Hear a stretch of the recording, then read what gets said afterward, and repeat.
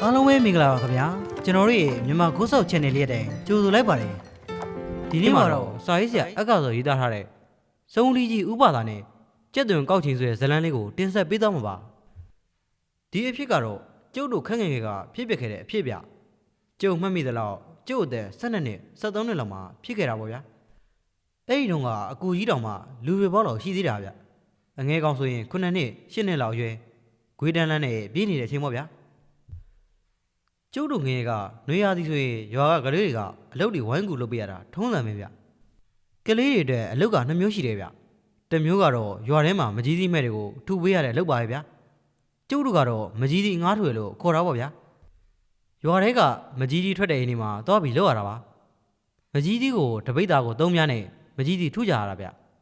တချို့အိမ်တွေကတော့တပိတ်သား4ပြားပေးတဲ့အိမ်တွေရှိတယ်ဒါပေမဲ့အဲ့ဒီလိုကနဲပါတယ်ဗျတပိတ်သား3ပြားဆိုရင်တရွာလုံးတပိတ်သား3ပြားဖြစ်ကုန်ကြတာဗျတပိတ်သား3ပြားဆိုပြီးတော့အထင်မသေးနဲ့ဗျမုံမလင်းခင်ကလေးကသွားပြီးတနေကုန်ထုရင်ညနေဆောင်ဆိုရင်15 ဝိတာလောက်တော့ရတယ်ဒီတော့တရက်လို့ရင်45ပြား5မှုလောက်ကတော့အသာလေးပေါ့ဗျာမကြီးသီးထုတယ်ဆိုတာကိုမျက်စိထဲမြင်အောင်ပြောရအောင်ပဲဗျမကြီးသီးကိုခဲပေါ်တင်ပြီးတော့ထွန်သွားတို့ကလေးနဲ့ထုရတယ်ဗျကွဲသွားတော့အထဲကအစိတွေအသားတွေထုတ်ကြရတာပေါ့ဗျာဒီလိုနဲ့တနေကုန်အဲ့ဒီနေရာထိုင်ပြီးမကြီးသီးထုကြရတာမကြီးသီးအကျိုးတွေပါလေတင်ကြပါဗျာမကြီးသီးထုတာကဒီတိုင်းကြည့်ရင်လွယ်တယ်ထင်ရပေမဲ့ရေရှည်ထုရမယ်လို့ဆိုတော့ကြာလုပ်ဖို့မလွယ်ဘူးကြထုကျင်ရှိတယ်လို့ပဲတနေကုန်ထုတတ်တ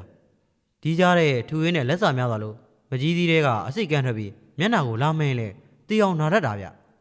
ျဒါပေမဲ့လေကလေးတွေဆိုတော့တယောက်နဲ့တယောက်အပြိုင်ဆိုင်ထုတယ်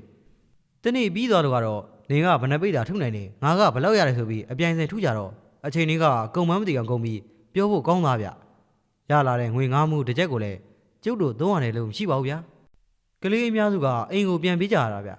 ျလက်ဖက်ရည်တစ်ခွက်10ပြားအကျော်3ကို10ပြားရတဲ့ခင်မှာ9မှုဆိုတဲ့ငွေကလည်းမနှဲဘူးကိုဗျမကြီးသီးထုတဲ့လူကအရေးတဲထိုင်ပြီးထုပါပဲမယ်တနေကုန်ထိုင်နေရလို့ငြိမ်ကုန်နေရတာဆိုတော့ကျုပ်တို့ယောက်ျားလေးနဲ့တိတ်မကြိုက်ဘူးပေါ့ဗျာဒါကြောင့်မကြီးသီးထုရင်မိန်းကလေးတွေအထုများတာဗျ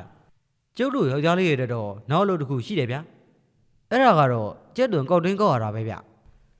ကျုပ်တို့ရဲ့မြောက်ဘက်မှာရှိတဲ့ရွာတွေစီကိုသွားရတော့ပေါ့ဗျာအဲ့ဒီရွာတွေမှာကတဲချောင်းတွေမြေပြင်ကျယ်တွေရှိတယ်ဆိုတော့ကြက်တွန်တွေအတော်စိုက်ကြတယ်ဗျကြက်တွန်စိုက်ခင်းတွေကကျုပ်တို့ရွာနဲ့အတော်လေးလန်းတာဆိုတော့အိမ်ကနေမနဲ့အစောထားပြီးထမင်းတုံတွေသွားရတာမျိုးဗျအဲ့ဒီတုန်းကအိမ်ကလူတွေအကုန်လုံးကလည်းဘူးစုခီးတွေဆိုတော့အိမ်ရဲ့ဝင်ကတိတ်ပြီးမချောင်လဲဘူးဗျအဖေလဲဆိုင်ရာဆိုင်တဲ့ငွေနဲ့ပဲတမိသားစုလုံးစားတော့ရတာမဟုတ်လားဗျာဒါကြောင့်ကျုပ်တို့တွေကြက်တွန်ကောက်တင်းကောက်မယ်ဆိုရင်အမေကမငင်းတာပေါ့ဗျာကြက်တွန်ကောက်တင်းကောက်ရတာကမကြီးတီထုလို့နေအထက်လောက်ရတာမဟုတ်ဘူးဗျနေဘူးတဲ့ပြေးလာပြီးတော့ကြက်တွန်ခင်းတွေတခင်းပြီးတခင်းကူးပြီးတော့ကောက်တင်းကောက်ရတာမျိုးပါကျုပ်တို့အတွက်တော့အရေးတဲထိုင်ပြီးရွာကလူတွေရဲ့အတင်းပြင်းတွေပြောပြီးမကြီးတီထိုင်ထုရတာတဲ့နေဘူးတဲ့ပြေးလာနေရတဲ့ကြက်တွန်ကောက်တင်းကောက်ရတာကိုပို့ပြီးပြောတယ်ဗျအခုလေမနဲ့စောစောအမေကြီးတဲ့ထမင်းရန်လေးစားပြီးညီကို3ယောက်ကြက်တွန်ကောက်တင်းကောက်ဖို့ပြင်ဆင်ကြတယ်ကျုပ်တို့တို့ဟာတွေမှာကညကကျန်တဲ့ထမင်းညံကိုမနဲ့ကြတော့ခြေပြီးစနွင်းမုံနဲ့စားလေးနဲ့ထည့်ပြီးနေပြီးရင်ဒဲဟိုတဲ့ကိုစီပါလေးကလေးထည့်ပြီးခက်မြင်မြန်နှွေးစားတဲ့ထမင်းညံနှွေးကိုပဲမနဲ့စားပြစားကြတာဗျထမင်းကလည်းကိုယ်လေကရတဲ့ဆန်းကိုအိမ်မှာပဲမောင်းနဲ့ဆန်ဖို့ပြီးချက်ထားတဲ့ဆန်ချမ်းဆိုတော့လုံးလုံးထွေးထွေးကြီးပေါ့ဗျာအဲ့ဒီထမင်းချမ်းကိုပြန်နှွေးလိုက်တော့ပျော့ပျော့လေးနဲ့စားလို့ကောင်းပါလေထမင်းနဲ့တောင်တူပါသေးတယ်ဗျာအဖေကတော့မနဲ့စားစားပြီးရတဲ့ဆင်းသွားပြီဆိုတော့ကျုပ်တို့ညီကိုတွေလည်းထမင်းချမ်းတွေကိုမကြီးသီးချက်ကလေးနဲ့ခက်မြင်မြန်စားပြီးအိမ်ကတည်းထွက်လာခဲ့တာပေါ့အကူကြီးကဖြင်းချမ်းလွယ်ဆိုကြည့်လွယ်တောင်းကြီးတစ်လုံးပိုက်ကျုပ်ကခံတော်လုံးဆွဲပြီးငယ်ကောင်ကတော့ဂုံဒီအိမ်ပိုင်းကလေးကိုခေါင်းပေါ်တင်ပြီး3ယောက်တာခြေကုံသွားခဲ့ကြတာပေါ့ဗျာတောကကောင်းနေဆိုတော့ခြေလန်းကလည်းအပြေးတစ်ပိုင်းဒီပါမြန်တာပေါ့ကျဲသွင်ကောက်တွဲကောက်ဆိုတာခြေနည်းလို့မရဘူးဗျာကျုပ်တို့လိုပြန်ကောက်တဲ့လူရရှိတော့သူ့ထံကအလူရဲသွားပြီးကောက်ရတယ်မဟုတ်လားဗျာနောက်ကြရင်အရနဲတက်တာထုံးစံပေါ့ကျက်သွင်ကောက်သွင်းကောက်ဆိုတာကတော့ຫນွေလေလောက်ဆိုရင်ကျက်သွင်ခင်းတွေကရိတ်သိမ်းကုန်ကြပြီဗျရိတ်သိမ်းတဲ့အခါအခင်းထဲမှာကျက်သွင်တွေကြာနေခဲ့တယ်ဗျရိတ်သိမ်းပြီးကြံတဲ့ကျက်သွင်ခင်းကိုအခင်းပိုင်ရှင်ကကောက်တွင်းတစ်ခါကောက်သေးတယ်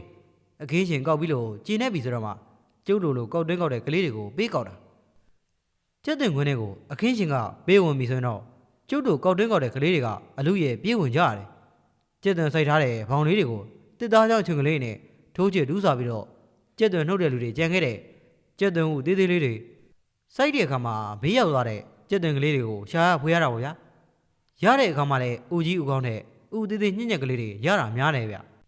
ဒါပေမဲ့လည်းကျက်သွင်ဆိုတာဘယ်လောက်သေးသေးစားလို့ရတယ်မလားကောက်လို့ရလာတဲ့ကျက်သွင်ကလေးတွေကအလုံးသေးသေးလေးတွေမလှမပလေးဆိုတော့ပြန်အောင်လို့တော့မရပါနဲ့အိမ်စားဖို့တစ်လနှစ်လတော့ဖူးလုံးပါတယ်ဗျာရလာတဲ့ကျက်သွင်တွေကိုအမေကသကောထဲထည့်ပြီးအကြီးသေးလေးတွေရွေးပြီးတော့တက်တက်သိမ့်နေဗျကျက်သွင်နည်းနည်းအလုံးကြီးတာကြတော့အချောက်လန့်ပြီးအိမ်စားဖို့သိမ့်နေခက်ရရကလေးတွေကိုကြတော့ကျက်သွင်ချင်းစိမ့်နေဗျအသေးလေးတွေကိုကြတော့ရေးဆေးပြီးအတုံမြုပ်ပြီးလှုပ်ရှားတယ်လက်ဆက်တော့ကျက်သွင်လေးတွေကချုံနေတာပဲဗျကျုပ်တို့ကလေးတွေတောင်မှအဲ့ဒီကျက်သွင်လေးတွေကိုစားကြတယ်ဗျကျက်သွင်ကောက်တင်းကောက်တာကကန်နေလဲဆိုင်နေဗျကိုတူးမဲ့ဘောင်မှာကျက်သွင်ဘယ်လောက်ရှိလဲဆိုတာကိုမမြင်နိုင်ဘူးဟုတ်လားဗျဒီတော့စိုက်ပောင်ကိုဒုတ်ချွင်နဲ့တူးမွေပြီးကျက်သွင်ကိုကလေးတွေ့ရင်တော့ဒုတ်ချွင်နဲ့အတားလေးတူးပြီးဥကိုဖော်ရတာကလည်းပျော်စရာတစ်ခုပါပဲဗျဒါပေမဲ့တိတ်ပြီးမျောလင့်ထားလို့လည်းမရပြန်ဘူးဗျတခါတလေကျက်သွင်မောင်တစ်ခုလုံးတူးလို့တလုံးမှမရတာလည်းဖြစ်တတ်တာပဲစိတ်ရှည်ရည်နဲ့အနံ့သာလိုက်တူးရတာဗျနေဘူးကြီးထဲမှာမျက်စိလင်းလင်းလက်လင်းလင်းနဲ့တူးရတယ်ကျက်သွင်ဦးလေးတလုံးပေါ်လာပြီဆိုရင်တခါပြောရပြန်တာဗျမိုးကုတ်တို့ဖားကန်တို့မှာကြောက်တူးတဲ့လူတွေကြောက်ရလို့ပြောတဲ့အပြောမျိုးကကျုပ်တို့ကျက်သွင်တူရင်ကျက်သွင်တွေ့တဲ့အပြောနဲ့အတူတူလောက်ပဲနေမှာဗျကံကောင်းချင်တော့တခါတလေကျက်သွင်နှုတ်မပြီးသေးတဲ့အခင်းတွေနဲ့တွေ့တတ်ပါရောအဲ့ဒီအခါအခင်းပိုင်ကြီးကကျုပ်တို့ကလေးတွေကိုကူနှုတ်ခိုင်းတယ်မနေ့ပိုင်းကျက်သွင်နှုတ်ပြီးရင်တော့နေ့လယ်ပိုင်းကျတော့အရေးကောင်းကောင်းမှကျက်သွင်ပြီးဖြတ်တယ်ဗျကျုပ်တို့လောက်ကင်ပေးပြီးရင်တော့ကျက်သွင်တွေကိုနည်းနည်းပါးပါးခွဲဝေပေးတယ်ဗျအခင်းပိုင်ရှင်အများစုကမတွန့်လို့ကြပါဘူးဗျအဲ့ဒီအခါဆိုရင်တော့ကျက်သွင်အလုံးကြီးအလုံးကောင်းတွေရတတ်တာပေါ့ဗျဒါကလည်းဆယ်ကတခါမတွေ့ရတတ်ပါဘူးတခါတလေမျိုးခင်းနဲ့တွေ့ရင်တော့ကံကောင်းပြီမှတ်ပြုတ်မျိုးခင်းဆိုတာကကျက်သွင်ကိုမယူပဲကျက်သွင်စိတ်တွေကိုပဲယူတဲ့အခင်းမျိုးဗျအဲ့ဒီလိုအခင်းကြတော့ကျက်သွင်ကိုစိုက်ယူရတာကိုရကျက်သွင်မိတ်တွေရင်းသွားပြီးတော့စိန်နန်းလို့ခေါ်တဲ့အတန်တွေထွက်လာတယ်နောက်တော့ကျက်သွင်တွေအပိုးမွန်နေဗျအဲ့ဒီအပွင့်ကအစိလေးတွေရင်းသွားပြီးတော့မှမျိုးနံအဖြစ်ထုတ်ယူတဲ့အခင်းပေါ့ဗျာအဲ့ဒီလိုမျိုးနံကြီးကမျိုးနံထစ်တဲ့အချိန်နဲ့တွေ့ပြီဆိုရင်တော့ကျုပ်တို့လိုကလေးတွေကိုအခင်းရှင်ကခေါ်ခိုင်းတတ်တယ်ဗျစိန်နံတွေကတိုင်ကျက်သွင်မျိုးနံကိုထုတ်ယူရတာကိုမျိုးနံထစ်တယ်လို့ခေါ်တာပါဗျာအဲ့ဒီလိုမျိုးနံထစ်ပြီးရင်တော့အခင်းရှင်ကမျိုးစီကိုယူပြီးကြံတဲ့စိန်နံတွေကျက်သွင်မိတ်နဲ့အောက်ကဥတွေကိုကျုပ်တို့ကိုပေးတယ်မျိုးနံထစ်ပြီးကြံတဲ့ကျက်သွင်ကိုတော့ကျုပ်တို့ခေါ်ဂွားဥတို့ခေါ်တယ်ဗျသူကမျိုးအပြည့်စိုက်တာဆိုတော့ကျက်သွင်ကတိတ်တော့မကြည့်ဘူးပါဗျာပြီးတော့မူလာကျက်သွင်ရဲ့ဘေးနားမှာဥကသေးသေးလေးတွေခွပြီးဥတာကိုဗျကျက်သွင်ကတိတ်မကြည့်ဘူးဆိုမဲ့စားဖို့တော့အဆင်ပြေပါတယ်အဲ့ဒီလိုမျိုးနံထစ်တဲ့အခင်းနဲ့ကြိုးရင်တော့ကန်ထူးပြီးသားမှတ်ပါဗျာကောက်တင်းကောက်သလိုလိုက်ကောက်စရာမလိုဘဲနဲ့ကျက်သွင်ဦးတွေများများဆဆရတတ်တာမျိုးမလားတချို့အခင်းရှင်တွေကြတော့ကလေးတွေကိုခိုင်းဖို့နေနေတာအခင်းနဲ့တောင်ပြေးဝင်တာမျိုးရှိပါတယ်ဗျာဒီအခါကျတော့လေအခင်းပြီးကတိုင်မျောနေရတာပေါ့တခါတလေတော့လေစိတ်ကောင်းဝင်ပြီးတော့အခင်းနဲ့ကောက်တင်းဝင်ကောက်ခိုင်းနေဗျကျုပ်တို့ညာကတောင်းလူအများစုကတော့ဒီလိုစိတ်ပိုစိတ်ကိုမရှိပါဘူးဗျာကလေးတွေဆိုရင်ခွန်ပြီးတာများပါတယ်တခါတလေဆိုရင်လေသူတို့ရထားတဲ့ကျက်သွင်တွေကတရက်ကိုလက်တစုံနှစ်စုံပေးလိုက်တတ်တာဗျဒါကြောင့်ကျက်သွင်ကောက်တင်းကောက်တိုင်းရင်လက်ပလာကြီးပြန်ရတယ်ဆိုတာမရှိပါဘူးဗျတောင်းကလေးတစ်လုံးအိတ်ကလေးတိတ်ကတော့အပြည့်နှီးပါရတတ်တာဗျဟေးကလေးတွေဘယ်သွားကြမလို့လဲကွာကျုပ်တို့ညီကိုပြေးလွှားနေတာကိုဥပစာကြီးကလှမ်းခေါ်တာဗျအဲ့ဒီတော့ကတော့ဥပစာတက်က60နီးပါးလောက်ပဲရှိအောင်ပါဗျာကျက်သွင်ကောက်တင်းကောက်မလို့ဥပစာရဲ့အေးကွာဒါဆိုအတော်ပဲငါလည်းလိုက်ခဲ့မယ်ဥပစာကဘာလိုက်လို့မလို့လဲကျုပ်တို့လိုကျက်သွင်လိုက်ကောက်မလို့လားဗျကျက်သွင်ကောက်မယ်ဆိုရင်တော့မခေါ်ဘူးနော်ကျုပ်ပြန်ပြောလိုက်တော့ဥပစာကပြောရင်ကျက်သွင်မကောက်ပါဘူးကွာငါကအဲ့ဒီရွာဘက်မှာနွားရောင်းဖို့ရှိတယ်ကြလို့သွားကြည့်မလို့ပါကွာတကယ်ပြောရအောင်ဥပစာကျက်သွင်မကောက်ဘူးဆိုရင်တော့ကျုပ်တို့နဲ့လိုက်ခဲ့ဒီလိုနဲ့ကျုပ်တို့ညီကောင်တယောက်ကအရှိကနေပြေးဥပစာကလူကြီးခြေလမ်းနဲ့အနောက်ကတိုင်းလိုက်ခဲ့တာပေါ့ဗျာခင်တန်းကိုဖျက်ပြီးရင်တော့ကျက်သွင်ခင်းကြီးတွေကိုတမျောတခေါမြင်နေရပြီဗျတချို့ခင်းတွေကနှုတ်ပြပြီးလို့ညီကြီးတွေပဲကျန်နေပေမဲ့တချို့အခင်းတွေကတော့စိမ့်လဲနေတော့ပဲရှိသေးတာဗျာကျုပ်တို့ထဲစောတဲ့လူကတော့အခင်းပိုင်ရှင်တွေမရှိတော့တဲ့ကျက်သွင်ခင်းတွေကိုစပြီးတူးဖို့နေကြပြီပေါ့ကျုပ်တို့ညီကိုတွေလည်းဒုတ်ချင်လေးနဲ့ကျက်သွင်ဆိုင်ထားတဲ့ဘောင်းတွေကိုလိုက်ဖို့ကြတာပေါ့ဒီစိုက်ခင်းတွေကကောက်တင်3 4ကကောက်ပြီးတဲ့အခင်းတွေဆိုတော့ကျက်သွင်ကတိတ်မရဘူးဗျကိုကြီးတစ်ခုလုံးမှလည်းကျုပ်တို့လိုကျက်သွင်ကောက်တဲ့ကလေးတွေအများကြီးပါပဲဗျာလူကြီးတွေလည်းပါရသေးတယ်ဗျနေတစ်ပိုင်းလောက်ကျက်သွင်ကောက်တာတောင်မှတောင်းတော့တောင်မရသေးတော့စိတ်ပြကြတာပေါ့ဗျာနေကလည်းဘူးနေပြီဘိုက်ကလည်းစားနေပြီဗျ ဟိုဘက်အခင်းနေမှာကြက်တွင်သွားကောက်ကြတဲ့ကျုပ်တို့ကဖိုးတရုပ်တို့မဲကြီးတို့တောင်မှပြန်လာကြပြီဗျဟာမင်းတို့တွေမပြီးသေးဘူးလားကွာငါတို့တော့ထမင်းစားကြတော့မလို့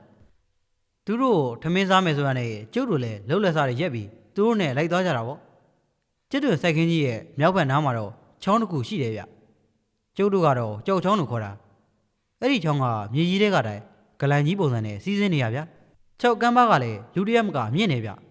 ျချောင်းတစ်လျှောက်တော့ကြောက်တုံကြောက်သားတွေကြီးပါရဲ့ဗျနွေရာသီဆိုရင်မဲ့ချောင်းကဘက်အချမ်းကနေရိပ်တယ်ဗျအဲ့ဒီနေရာမှာလဲလက်ကျန်ရည်လေးတွေကအိုင်နေတတ်တော့တမနက်ခင်းလုံးနေပူထားတဲ့ကျုပ်တို့ကလေးတွေအတွက်အိုအေစစ်ကလေးလိုဖြစ်နေတာပေါ့ဗျာကျုပ်တို့ရွာကကလေးတွေကတော့အဲ့ဒီကြောက်ချောင်းအိုင်နေဘေးမှာထမင်းစုစားလေရှိတယ်ဗျကျက်တွင်ကောက်တဲ့အချိန်သာသူ့ထက်ကအပြင်ကောက်ကြရမယ်ထမင်းစားနားတဲ့အချိန်ဆိုတော့အားလုံးတိတ်တိတ်ဝင်နဲ့စားကြတာဗျကြောက်ရည်ရင်လေးတဲ့လက်နိုင်စေးပြီးတော့ရင်ရင်ပြီးနာက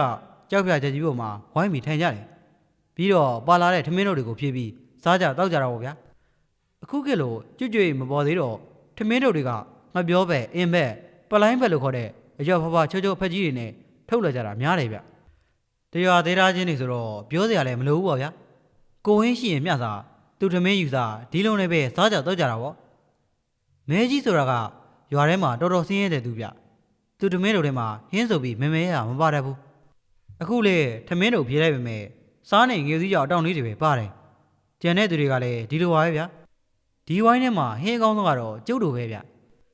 ထမင်းစားတဲ့ကအတုံးမျိုးလေလိုတယ်ဗျအတုကတော့ခုနကကျုပ်တို့ရှာလို့ရထားတဲ့ကျက်သွင်ဦးသေးသေးလေးတွေကိုရေးဆေးပြီးအလုံးလိုက်ကြွယ်ဝကြတာပါပဲအဲ့ဒီတော့ကတော့ကျက်သွင်စားရင်နေဘူးခန်းနိုင်နဲ့စီးမကျင်ဘူးဆိုတာကိုသိလို့တော့မဟုတ်ဘူးဗျထမင်းနဲ့ဟင်း6ဆိုတော့ကျက်သွင်သေးလေးဝါလိုက်ရင်တမျိုးလေးစူးစူးပြီးဖြစ်တယ်ဆိုပြီးစားကြတာမဲမင်းကလည်းမကောင်းပါလားကွာရော့တို့အိမ်မှာအမဲကြောက်ဖို့ကင်းတယ်ကွာအမဲသားနဲ့ယူစားကွာအဲ့ဒီနေ့ကအိမ်မှာအမဲကြောက်ဖို့ကင်းတယ်ဗျအမဲကြောက်ဖို့ကိုကင်းပြီးတော့အသားလေးတွေမှွပြီးအမေကထည့်ပေးလိုက်တယ်ဟင်းမကောင်းတဲ့မဲကြီးကိုဒနာနဲ့ကျုပ်လည်းအမဲကြောက်တွေများများထည့်ပေးလိုက်ပါရောမဲကြီးကထမင်းလက်တဆုံနဲ့ကျုပ်ပေးတဲ့မဲကြောက်ဖုံးနည်းနည်းယူပြီးတော့တဏီယာထောက်သွားတယ်ဗျချောင်းကားတစ်ဖက်နာကပေါက်နေတဲ့တင်မောင်းပင်ကြီးစီကိုပါဗျာတင်မောင်းဝင်ကြီးချင်းမှာအဲ့ဒီထမင်းတွေကိုသွားပုံနေဗျကျုပ်တို့လည်းထူးဆန်းနေရပေါ့မဲကြီးကနောက်တော့ပြန်လာတယ်ဟဲ့ကောင်မဲကြီးအဲ့ဒါဘာသာလုပ်တာလဲကွာတင်မောင်းမေကနတ်မင်းကြီးကိုထမင်းသွားကြည့်တာလေကွာမဲကြီးစကားကြတော့ရွာထဲကကလေးတွေကထပြီးရေကြတယ်ဗျကျုပ်ကတော့မရေပါဘူးဗျာနေပါအောင်မဲကြီးကအဲ့လိုထမင်းကြီးတော့ဘာဖြစ်တယ်လဲကွာမဲကြီးကထမင်းဝိုင်းကလူတွေကိုကြည့်ရင်အေးမင်းတို့ကငါတို့ရွာသားတွေမို့လို့မင်းတို့ကိုပြောပြမယ်တခြားရွာသားဆိုရင်တော့ငါပြောပြမှာမဟုတ်ဘူးကွာပြောမှဖြင့်ပြောစမ်းမှမဲကြီးကဘာဖြစ်လို့တော့ကွာဒီလိုကွာငါအရင်ကကျက်သွင်ကောက်တာတိတ်မရဘူးကွာတနေ့ကငါကျက်သွင်ကောက်ရင်နောက်ကျသွားတယ်ကွာမင်းတို့ကောင်းတယ်လေအိမ်ပြန်သွားပြီဒါနဲ့ငါတယောက်တည်းခတ်တုတ်ပြန်လာတော့အတော်ကြီးတယောက်ကထမင်းလက်တဆုပ်စားလောက်နဲ့အဲ့ဒီတစ်ပေကြီးအောက်ချီမှာထိုင်နေရကွာငါလည်းသိကျင်လို့သွားစီတော့အတော်ကြီးကဒီတစ်ပေမှာနေတဲ့နတ်ကြီးကိုထမင်းကျွေးပြီးတော့ကျက်သွင်တွေများများကောက်ရပါစေနက်ဖွက်ထားတဲ့ကျက်သွင်တွေတွေ့ရပါစေဆိုပြီးတော့ပြောနေတာတွေ့တယ်ဒါနဲ့နောက်နေ့ကျတော့ငါလည်းထမင်းမစားခင်အဲ့ဒီတစ်ပင်ချင်းမှာထမင်းလက်တက်စုစီပုံနာပဲဟဲ့ငါသိပြီဒါကြောင့်မင်းဒီတရက်နေ့ရက်အတွင်းကျက်သွင်များများရတာကိုဟုတ်တာပေါ့လက်ကောင်ရသူများတွေကျက်သွင်မရဘူးဆိုတာမှငါကကျက်သွင်တစ်ထောင်တော့အနည်းဆုံးရတယ်ကွာခုမနေ့ခင်းတော့မှကျက်သွင်တောင်းတော့ကြောနေပြီကျုပ်လေးမဲကြီးကျက်သွင်တောင်းကိုကြည့်ရင်ဟုတ်ပါကွာဒါဆိုငါလည်းလုံးမဟိကျုပ်လေးထမင်းလက်ဆုပ်ကမ်းပြီးမဲသားကြောင့်နဲ့မက်တက်ထားရတဲ့တော့အကိုကြီးကကျုပ်ကိုကြည့်မဲကြီးလျှောက်ပြတာမင်းမလို့ယုံနေကွာအလက်ကထမင်းတွေဖြုံးတီးနေတာတခြားရွာသားကလည်းဟုတ်ပါစားစရာရှိတာစားသမ်းမှာဘာနဲ့မှမရှိပါဘူးကွာထမင်းတွေကိုပြည့်စိတ်တွေပဲစားတာပါထမင်းဝိုင်းကဘယ်သူမှမယုံမဲ့ကျုပ်ကတော့ဒါမျိုးတွေယုံမိသားဗျဒါနဲ့ပဲထမင်းလောက်ကမ်းပြီးမက်တက်ထားရလိုက်တယ်အငေးကောင်ကလည်းကျုပ်နောက်ကတိုင်လိုက်ခဲ့တယ်ဗျတင်မောင်းမင်းကြီးကတသက်ဘလောက်တောင်ရှိနေပြန်တော့မသိဘူးဗျာချောင်းကမ်းဘေးမှာပေါက်နေရဆိုတော့တင်မြစ်တွေကရေတိုက်စားလို့ပေါ်နေပြီဗျကျုံနဲ့ငေးကောင်လည်းတစ်ပင်ကြီးအောက်သွားလိုက်တော့သားလုံးမဲကိုလည်းသားလုံးချင်တယ်အေးလှုပ်ချင်တယ်ဆိုရင်လည်းလှုပ်ပေါ့ကွာရော့ထမင်းငေးကောင်ကကျုပ်လက်ထက်ကထမင်းနဲ့မဲကြောက်ဖို့ယူပြီးတော့ခုနကမဲလုံးကြီးပုံထားတဲ့နားမှာတော့ပုံနေဗျပြီးတော့ထမင်းပုံရှိမှာစောင့်ကြောက်ထိုင်ရင်တေးသေးချာလက်ကိုချီနေသေးတာကျုပ်လည်းငေးကောင်ကိုကြည့်ရင်ကဲ ကျက်သွင်းမြမပေးပါဆိုပြီးစူတောင်းတော့ငယ်ကောင်ကဘာတွေမဲတော့မသိဘူးကျွတ်နေတယ်ဗျပြီးတော့မှကျုပ်တို့ကြီးကိုလည်းထမင်းဝိုင်းစီကိုပြန်လဲလာခဲ့တာပေါ့တင်မောင်းပီကြီးစီကတိုင်လှည့်ထွက်ခဲ့ပေမဲ့ဘာလို့လဲမသိပဲကျုပ်ကြောကုန်းကိုလေးတစ်ချက်ဝိတ်ကနေတိတ်သွားတယ်ဗျကျိုးတစ်ချမ်းလုံးလည်းပြန်ကနေကျက်သီးတွေထသွားမိတယ်ဒါနဲ့ညီကိုနှစ်ယောက်ခက်တူပြန်လာခဲ့ကြတာပေါ့ထမင်းစားပြီးတော့အဲ့ဒီချောင်းဝေးမှာပဲခဏနားကြတယ်ဗျစားတော့ပြီးတရေတမောအိတ်တယ်လူကလည်းအိတ်ပေါ့ဗျာကျက်သွင်းမြမြရပြီးတဲ့လူတွေသာအိတ်နေကြတာပေါ့ဗျာမအိတ်တယ်လူတွေကတော့ဖို့ကိုဖင်လန်ကြည့်ကြတယ်ပေါ့ဗျာဆိုလိုချင်တာကတော့ရပြီးသားဖို့ကိုဖင်လန်ကြည့်ရဆိုတဲ့စကားတိုင်းငါကတော့ဘယ်ခင်းပေါင်ကဘယ်လိုရကြတာဘယ်နာကတော့မှကျက်သွင်းမလုံတွေ့ရဆိုပြီးအရသာခံပြီးပြန်ပြောကြတာကိုပြောတာပါခဏတစ်ပြုတ်နားပြီးရင်တော့လုပ်ငန်းပြန်စပြီဗျဒီတစ်ခါနည်းနည်းကြီးတဲ့ကလေးတွေကတော့ပြောကြတယ်တို့တွေကျက်သွင်းရနေနေပြီကွာဒေါ်ထွားကြီးခင်းကိုဝန်ကောက်ကြအောင်ကွာဟာဗျာဖြစ်ပါမလားဒေါ်ထွားကြီးကသူ့ခင်းကိုဝန်ကောက်တာမကြိုက်ဘူးနော်ဗျခွန်းလဲခွန်းမပြူမလားငါသိပါတယ်ကွာ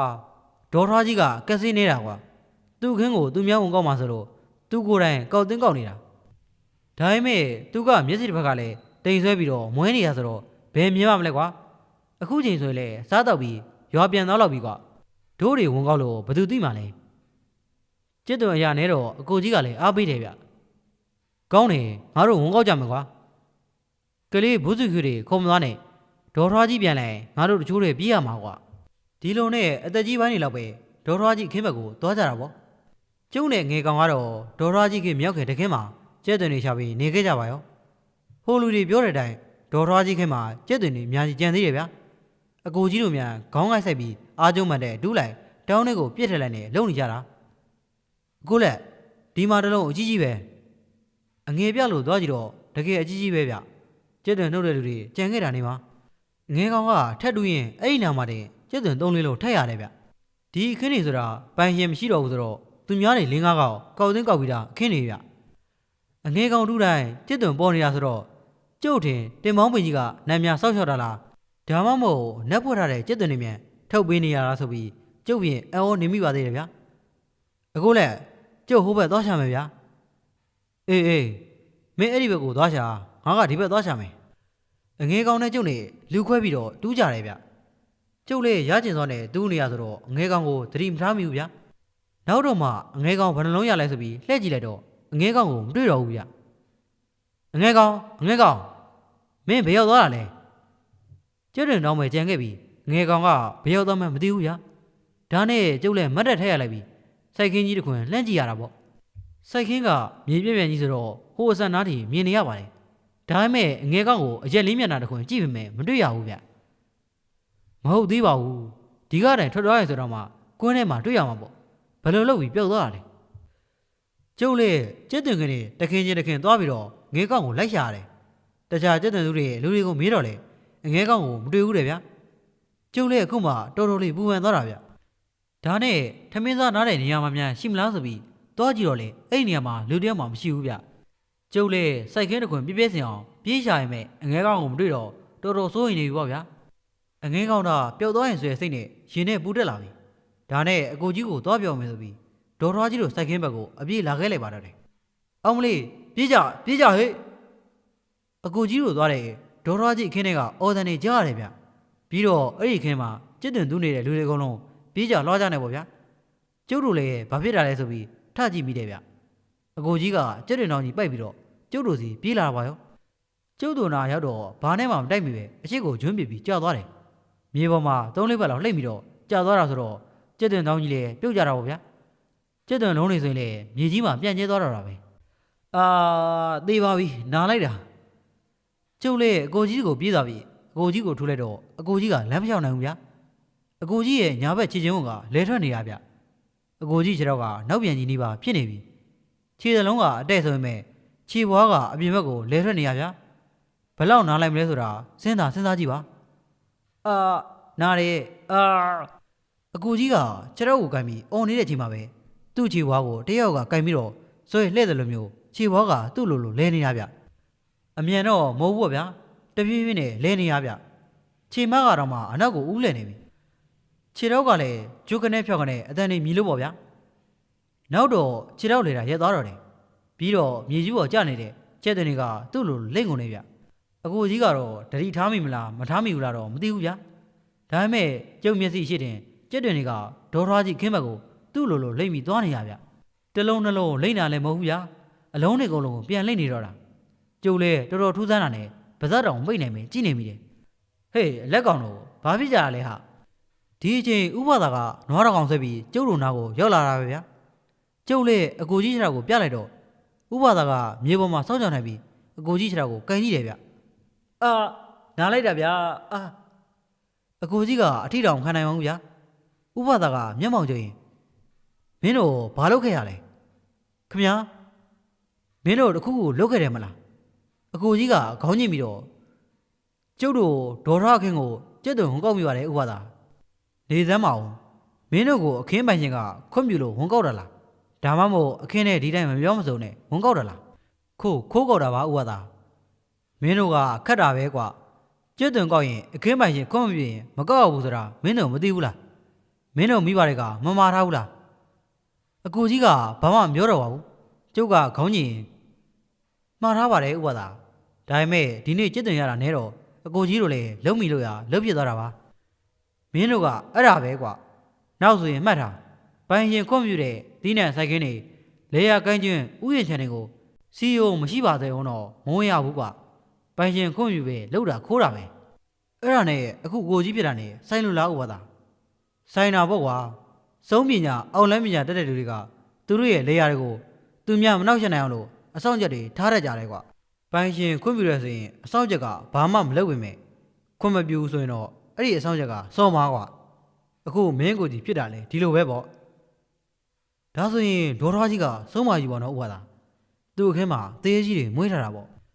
ဥပဒါကမျက်နှာပြက်သွားပြီကဲပါဒါတွေပြောမနေနဲ့တော့မင်းချစ်တော်ကိုငါပြန်တော့ဝင်းမယ်ဥပဒါကအကိုကြီးချက်တော့လေသွားတဲ့အစ်စ်ပေါ်ကိုတရေထွေးကြတယ်ဗျသူ့လက်နဲ့အဲ့ဒီတရေတွေကိုနှက်အောင်ပုတ်လိုက်ပြီးတော့နောက်ပြန်နေပါဖြစ်နေတဲ့အကိုကြီးချက်တော်ကိုတေးချလက်နဲ့ဖက်နဲ့ကန်လိုက်တယ်အကြီးကောင်မင်းအသက်အောင်ထားစမ်းအကိုကြီးကလည်းအတက်အောင်လိုက်တာပေါ့ဗျာဥပဒါကဘာမျောညောင်မျောနဲ့ခြေထောက်ကိုကန်ပြီးတော့ဆွဲလဲလိုက်ပါရောကျုပ်ခနဲ့အတန်ကြီးမြည်ပြီးတော့အကိုကြီးလည်းငဲစမ်းပေါင်းထအောင်ပါရောအော်ပြီးလို့ခဏနေတော့အတန်သေးသွားတယ်ဗျအကိုကြီးဘလို့နေသေးတယ်အေးကွာခြေထောက်ကဘလုံးမမနေတော့ဘူးအကိုကြီးကမတက်ရပြီးတော့လမ်းတော်လျှောက်ကြည့်တယ်